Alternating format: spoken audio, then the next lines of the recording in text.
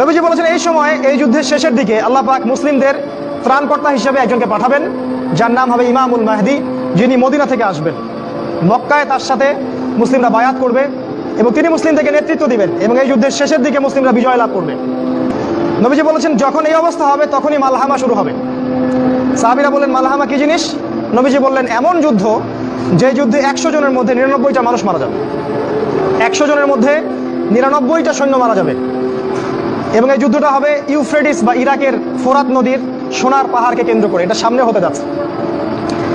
এবং এই যুদ্ধটা হবে 80টা দেশের মধ্যে, বিশ্বের 80টা দেশ একত্রিত হয়ে যুদ্ধ করবে সামনে। আপনি প্রথম বিশ্বযুদ্ধ দেখেছেন না, দ্বিতীয় বিশ্বযুদ্ধ দেখেছেন, এগুলো এই যুদ্ধের সামনে কিছুই না। এটা হবে পারমাণবিক যুদ্ধ সামনে হতে যাচ্ছে এবং প্রত্যেক দেশ 12,000 করে সৈন্য পাঠাবে এই যুদ্ধে। এরা সবাই মিলে যখন এই যুদ্ধে অংশ নিবে তখন এরা মুসলিমদের উপর ব্যাপক নির্যাতন চালাবে।